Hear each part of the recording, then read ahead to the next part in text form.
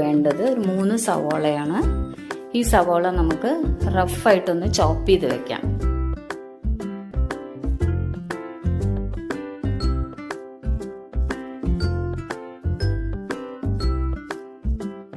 ഇനി ഇതിലേക്ക് കുറച്ച് എണ്ണ, ഒരു 1/2 ടീസ്പൂണോളം എണ്ണ ഒഴിച്ചിട്ട്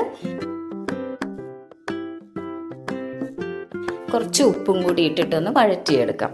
ഒരുപാട് ഗോൾഡൻ കളറൊന്നും ആവണ്ട, ഏകദേശം ഒന്ന് വാടിയിട്ട് ചെറുതായിട്ടൊന്ന് കളറ് മാറുന്ന സമയത്ത് നമുക്കിത്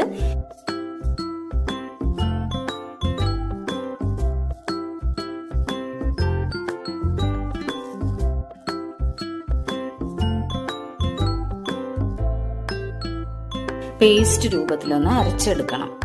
ഇനി ഈ അരച്ച പേസ്റ്റ് നമുക്ക് അതേ പാനിലോട്ട്, എണ്ണയൊന്നും ഒഴിക്കണ്ട, അതേ പാനിലോട്ട് നമുക്കിത് ഒഴിക്കാം. കുറച്ച് വെള്ളം കൂടെ ചേർത്തിട്ട് ആ ജാറിലേക്ക് വെള്ളം ഒഴിച്ചിട്ടൊന്ന് ഒഴിച്ചു കൊടുത്താൽ മതി.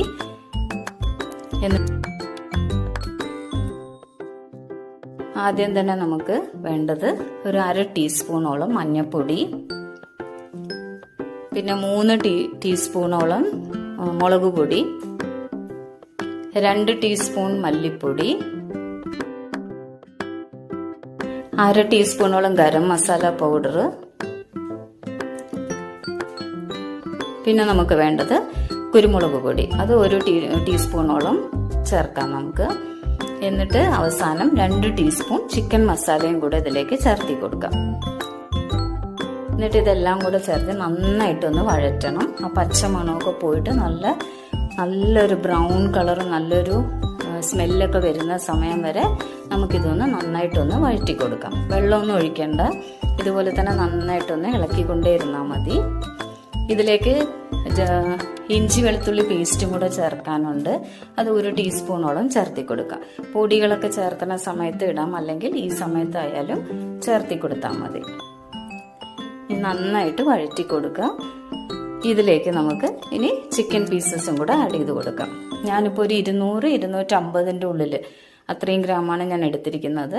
ഇത്രയും ചിക്കൻ നമുക്ക് ഇതിലിട്ടിട്ട് നന്നായിട്ടൊന്ന് ഇളക്കി കൊടുക്കുക. ആവശ്യത്തിന് ഉപ്പും കൂടി ചേർത്താൽ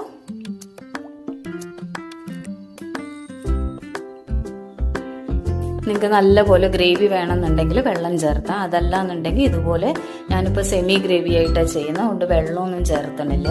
ഇതേപോലെ നന്നായിട്ട് മിക്സ് ചെയ്തിട്ട് കുറച്ച് കറിവേപ്പിലയും കൂടി ഇട്ടിട്ട് ഒരു 10 മിനിറ്റ് നമുക്ക് അടച്ച് വേവിച്ചെടുക്കാം.